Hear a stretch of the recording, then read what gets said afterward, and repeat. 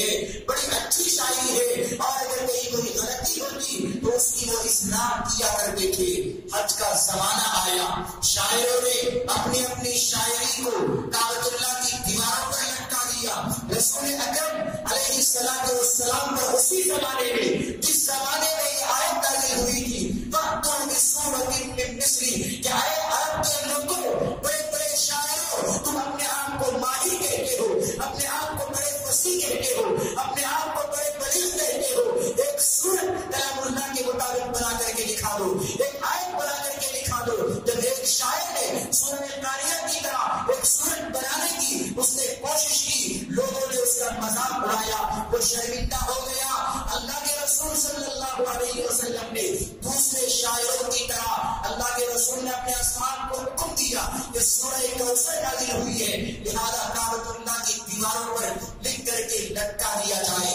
حج کا موسم تھا، بڑے بڑے شاعر دنیا بھر سے آئے ہوئے تھے، وہ کعبۃ اللہ کی دیواروں پر لٹکے ہوئے ان اشعار کی ترتیبوں کو پڑھ رہے تھے۔ پڑھتے پڑھتے جب کلام پاک کی سورت پر پہنچے، اِنَّا أَعْطَيْنَاكَ الْكَوْثَرَ فَصَلِّ لِرَبِّكَ وَانْحَرْ إِنَّ شَانِئَكَ هُوَ الْأَبْتَرُ، بڑا شاعر تھا، ملک عرب کا استاد شاعر، بڑا ماہر، لوگ اس کو استاد شاعر اس کے نام سے جانا کرتے تھے۔ جب اس سورت پر اس کی نظر پڑتی ہے اور یہ سورہ وہ پڑھتا ہے تو آگے لکھتا ہے، لَيْسَ هَذَا بِكَلَامٍ بَشَرٍ، یہ کسی انسان کا کلام نہیں، یہ کسی جادوگر کا کلام نہیں، یہ کسی شاعر کا کلام نہیں، بلکہ یہ کلام تو خدا کا کلام ہے۔ یہ انسان کا کلام نہیں ہو سکتا، یہ جادوگر کا کلام نہیں ہو سکتا، یہ کسی کاہن کا کلام نہیں ہو سکتا، یہ کسی انسان اور شاعرانہ کلام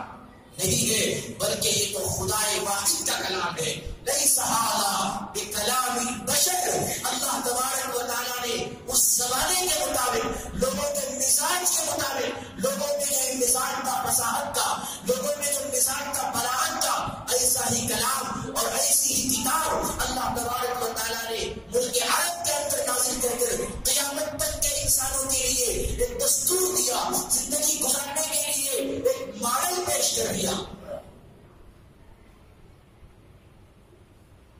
معلوم یہ ہوا اللہ کا یہ دستور ہے،